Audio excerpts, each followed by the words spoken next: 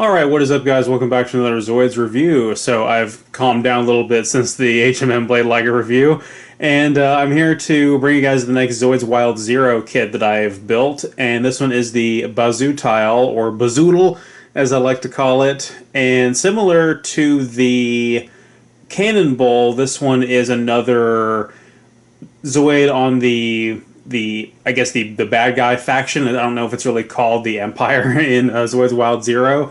And unfortunately, just like the Cannonball, I can't really speak to the lore relevance of this one like I typically do with these videos, mainly because Zoids Wild Zero is not finished yet. We don't know all the things that the Zoid will go on to do.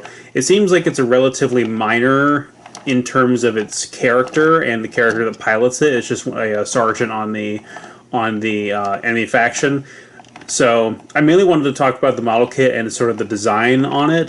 This, of course, is the natural evolution of the Gannontoise from Zoids Wild. This kit is essentially the exact same skeleton underneath, with different armor pieces, and the cannon sort of behaves differently. For those of you that are familiar with the Gannontoise, it's almost like they took the concept of the Cannon Tortoise from the original Zoids, like the vintage lines and then the anime lines, and kind of sort of modernized that and said, you know what, it is a pretty cool idea to have a turtle with a cannon on it, so let's just sort of reinvent that in a new and more modern way. And they did a really good job of it, especially because the Cannon Tortoise was a very small, light infantry style Zoid, whereas the Bazootle here is very much a medium size Zoid, almost the same size as the Cannonball. So the Gannontoise had a very kind of round, very turtle-like shell, and it would open up in the center here and reveal the cannon. So this piece would sort of slide down. Maybe we need a motorized function for this. No, it seems to want to do the thing. Yeah, there we go. So that would slide down. This would open up and reveal the cannon underneath. Whereas with this one, the cannon is already sort of there, and I guess I'll go ahead and demonstrate that now, the functionality of this thing. But this part flips down to sort of shield the face, and the cannon extends out and the barrel rotates down, giving us this sort of artillery firing mode, which just looks so cool, so badass. And then, of course, we have two cannons up here, which, again, really, I guess the backlash on the design of the regular Wild kits was enough to get them to change the design and make these make Zoids Wild a little bit more dark, a little more serious, and a little bit more military themed. And it is amazing what a difference it makes when you take the base Zoids designs and just slap some guns on them, and it just makes them so much more appealing. I don't know if that's just because what we're used to from the older and vintage lines. We're used to seeing Zoids with weapons on them, and the Zoids Wild line with the more sort of natural style, where all of their gimmicks were just sort of built-in weapons that pop out. They're meant to be, you know, wild and natural and that kind of thing. That was sort of a harder pill to swallow.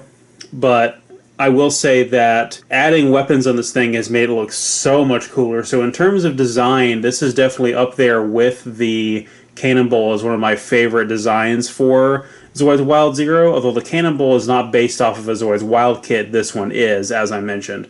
Another thing that's noteworthy, this kind of is it's kind of beating the same point over your head that I already mentioned about the cannon being on the inside and the shell sort of opening up to reveal it.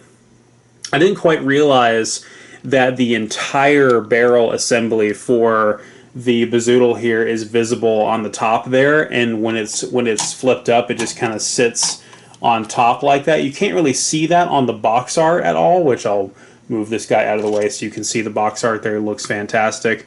You can also see that these two cannons right here are specifically they're laser cannons, but again, I thought that the cannon would be much more concealed behind the armor shell, and the armor shell will sort of peel back to reveal it. But this is still really cool. I like the fact that when it's in the artillery mode, the cannon itself extends out, and you flip the barrel down and you get this long-range artillery mode where it sort of hunkers down under its shell. And then there's more to it than that even. You have these pieces that slide out on the side like that, and they flip forward to reveal a weapon of their own. So this side I'm assuming is some kind of rotary launcher where, whoops, it just falls completely right off. That's what it does. This wheel sort of rotates to reveal a barrel that would fire out, rotate, fire out, and then this side, of course, is obviously a missile pod, so that would flip out and fire missiles forward. So again, you can kind of see that on the box art there, and there's other pieces of art on the box itself, or even imagery that we see in the anime of the sort of full salvo from the Bazootle here. So really cool. And like I said, it's amazing what little gimmicks like that of just throwing some weapons on these things will do in terms of just making them more appealing. And then of course the switch for the motorized function is right here in the back, so I think you push that forward and it operates, you pull it back out and it stops. And it's got a little nubby tail right there, which does kind of free float, but it is attached by 2 pins on each side, so it can't really come off or anything like that. So very much like the Liger, but not quite like the Gill Raptor, where that thing literally just popped off. So yeah, pretty cool. I do not remember I keep referring to the light blue turquoise Zoids Wild version as the Gannontoise. I'm not sure what they decided to go for with the English version of that, but I will probably be not referring to any of the Zoids Wild Zoids by their English names, no offense, because I know a lot of people are getting into Zoids Wild with the dub, and I will definitely be talking about that in another video, but boy howdy do I not like the name localizations with the Zoids and the Zoids Wild anime. So again, that flips up like that, and really it does have a very armored, very sturdy look, and the head is nice too, like the head sculpt and the little metallic visor that goes all the way around there just looks so cool, and really is a nice homage to some of the heavy artillery Empire Zoids from long ago. When I first built this guy, I wasn't really sure about the color. I didn't like how OD green it seems to be. I was expecting it to be more of a desert tan color, but to actually have it in person and to kind of compare it directly to the box art there, it actually has grown on me quite a bit, where I don't even notice the color difference anymore. I honestly feel like the color is just fine. It's not bad at all. If you guys wanted to pick one of these up and recolor it and do some additional paint work, it wouldn't cost you too much, because this is one of the medium-sized Zoids Wild kits, as you can see by the size of the box there. And this will run you, retail these are like $25, $26, and of course you got to pay for shipping. And these were available again on AmiAmi and HLJ when I ordered mine.